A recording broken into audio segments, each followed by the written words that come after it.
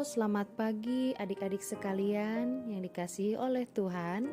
Kita jumpa lagi dalam Doremi, doa dan renungan misioner. Hari ini Sabtu 2 Juli 2022. Hari ini kita akan kembali membaca dan merenungkan sabda Tuhan. Sebelum itu, kita akan mengawalinya dengan doa. Dalam nama Bapa dan Putra dan Roh Kudus. Amin. Tuhan Yesus Kristus, kesaksian dan perbuatan-Mu membuat para murid-Mu semakin percaya kepadamu. Semoga dengan kurnia roh kebijaksanaan-Mu, kami bersemangat menjadi saksi akan karya penyelamatanmu. Semoga kami dapat membawa dan menjadi berkat bagi sesama kami. Amin. Dalam nama Bapa dan Putra dan Roh Kudus. Amin. Sekarang mari kita ambil Alkitab kita buka dari Injil Matius pasal 9 ayat 14 sampai 17.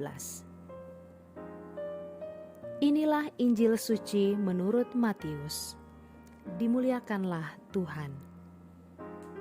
Sekali peristiwa, datanglah murid-murid Yohanes kepada Yesus dan bertanya, "Kami dan orang Farisi berpuasa, tetapi mengapa murid-murid-Mu tidak?" Jawab Yesus kepada mereka, "Dapatkah sahabat-sahabat mempelai laki-laki berduka cita selama mempelai itu bersama mereka? Tetapi akan tiba waktunya mempelai itu diambil dari mereka, dan pada waktu itulah mereka akan berpuasa. Tak seorang pun menambalkan secari kain yang belum susut pada baju yang tua, karena jika demikian, kain penambal itu akan mencabik baju itu, lalu makin besarlah koyaknya.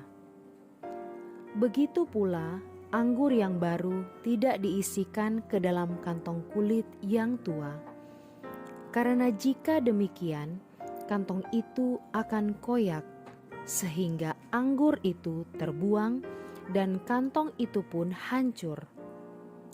Tetapi anggur yang baru disimpan orang dalam kantong yang baru, dan dengan demikian terpeliharalah kedua-duanya." Demikianlah sabda Tuhan. Terpujilah Kristus. Injil hari ini berbicara tentang ajaran Yesus dalam hal berpuasa. Hal berpuasa yang diajarkan oleh Yesus kepada murid-murid Yohanes ini tentang dua hal.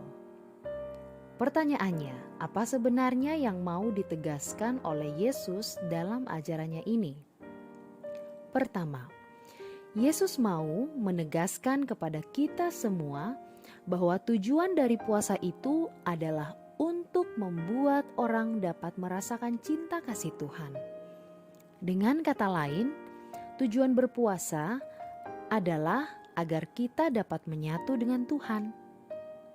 Kedua, melalui Injil hari ini, Yesus mau menegaskan bahwa setiap orang harus berjuang untuk dapat bersatu dengan Tuhan dalam kehidupannya sehari-hari.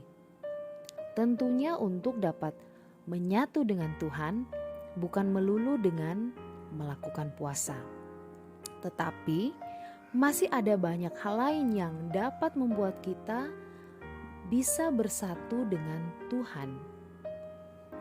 Sikap menyesuaikan diri dengan situasi yang ada sangat dibutuhkan dalam hal ini, sehingga kita perlu menggunakan suara hati dan akal budi kita untuk berjuang, supaya kita bisa terus bersatu dengan Tuhan.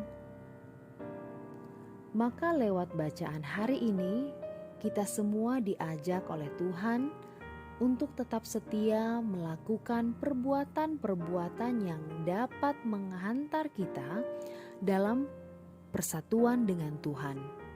Kita tidak perlu mengikuti cara atau gaya hidup orang lain agar kita dapat menyatu dengan Tuhan.